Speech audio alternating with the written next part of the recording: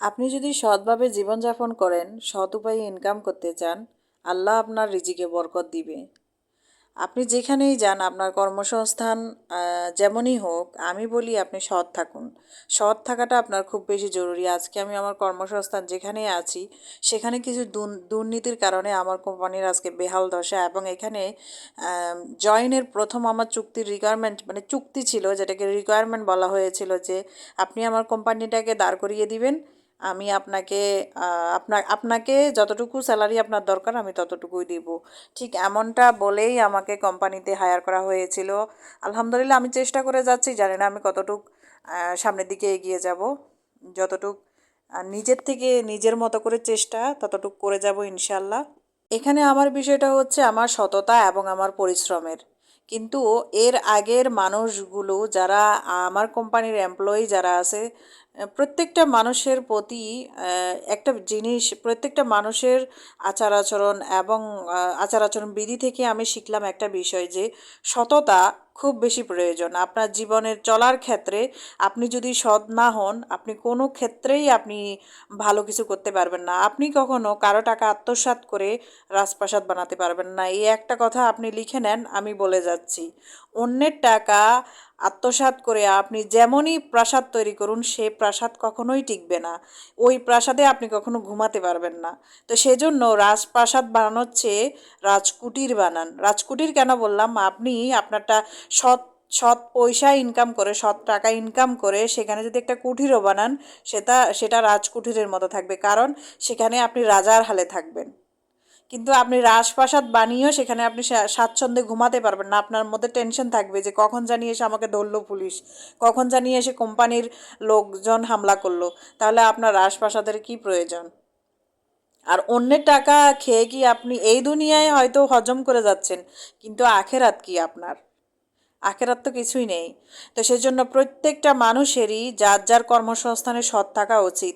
আমরা মনুষ্য জাতি একটা জিনিস ভুলে যাই, আল্লাহ কিন্তু আমাদেরকে প্রতিনিধি হিসেবে সৃষ্টি করেছেন তার, এবং আমাদের রিজিকে যতটুকু আছে আমরা ততটুকুই পেয়েই মারা যাব। ততটুকু না পাওয়া পর্যন্ত আমরা পৃথিবীর মায়া ত্যাগ করব না। ঠিক আপনার রিজিকে যদি প্রত্যেকটা মাসে 1 লক্ষ টাকা ইনকাম করা থাকে, সেটা আপনি ইনকাম করতে পারবেন। এখন আপনি চাইলে আপনি আপনার উপর ডিপেন্ড করতেছে আপনি কি সেটা হালালভাবে ইনকাম করবেন নাকি হারামভাবে ইনকাম করবেন। আপনি যদি হালালভাবে ইনকাম করতে চান, আল্লাহ আপনাকে সেই রাস্তা খুলে দিবে। হ্যাঁ, হালাল পথে সব কিছুই একটু কঠিন, কিন্তু সেখানে আপনার বরকত। আপনি আজকে 1,000 টাকা নিয়ে বাজারে যান, হালাল পথের টাকা নিয়ে বাজারে যান, আপনি স্বাচ্ছন্দ্যে বাজার করে আসার পরও দেখবেন যে আপনার টাকার অনেক বরকত, আপনি অনেক কিছু কিনতে পারছেন। আর আপনি হারাম পথে ইনকাম করেন, দেখবেন আজকে আপনার ছেলের অসুখ, মেয়ের অসুখ, এই সমস্যা সেই সমস্যা, হাজার সমস্যা, আপনার টাকা দিনের পর দিন যাচ্ছে, কোনো বরকত নেই। তো সেই জন্য বলি প্রত্যেক মানুষের সৎ হওয়া খুব জরুরি। আপনি আগে সঠিক মানুষ হন, আপনার দৃষ্টিভঙ্গি বদলান, আপনার জীবন বদলে যাবে। এই একটা কথা প্রত্যেকটা মনীষী বলতেছে, জ্ঞানী মানুষরা বলতেছে, ইসলামের স্কলাররা বলতেছে, সবাই বলতেছে যে আপনি সৎ হন, আপনার দৃষ্টিভঙ্গি বদলান। কিন্তু আমরা আসলে এমন একটা মানুষ, যে থালায় খাই সে থালায় ফুটো করি। বিষয়টা এমন, যেখান থেকে আমার রিজিকের যোগান হচ্ছে আমরা সেই জায়গাটাকেই ধ্বংস করে দিচ্ছি। এই জিনিসটা আমরা কেন ভুলে যাই যে আজকে আমি যেই কোম্পানি থেকে টাকা টাকা পাচ্ছি, আমার রিজিক আসতেছে, আমি যেখান থেকে অসৎ উপায়ে টাকা ইনকাম করতেছি, একদিন এই কোম্পানি যদি ধূলিসাৎ হয়ে যায় আমার রিজিক কোত্থেকে আসবে? এবং আমি এমন এমন কাজ করতেছি যে যেখানে আমাকে অন্য কোম্পানি ডাকবে এমনটা না, কিন্তু না, আমি যদি ভালো কাজ করতাম, আমার যদি ভালো সুনাম হইতো চারিদিকে, মানুষজন যদি বলতো এ ভালো পরিশ্রমী, ভালো কিছু করতে পারে, তাহলেই তো আমাকে অন্য কোম্পানিরা ডাকতো। যেখানে আমার আশপাশ থেকে দুর্গন্ধ আসতেছে, দুর্নাম আসতেছে, সেখানে অন্য কোম্পানি আমাকে কেন ডাকবে?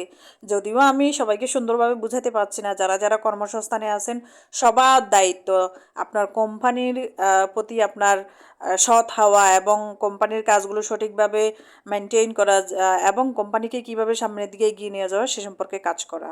সবার প্রতি অনুরোধ থাকলো নিজ নিজ কর্মক্ষেত্রে অবশ্যই সৎ থাকবেন, এবং কিভাবে আমার কথাগুলো কি আসলেই যুক্তিসঙ্গত কিনা সবাই কমেন্টস করে জানাবেন যার যার পয়েন্ট অফ ভিউ থেকে। তো আজকের মতো এখানেই বিদায় নিচ্ছি। যদি আমার ভিডিও ভালো লাগে অবশ্যই সাবস্ক্রাইব করবেন। ধন্যবাদ সকলকে।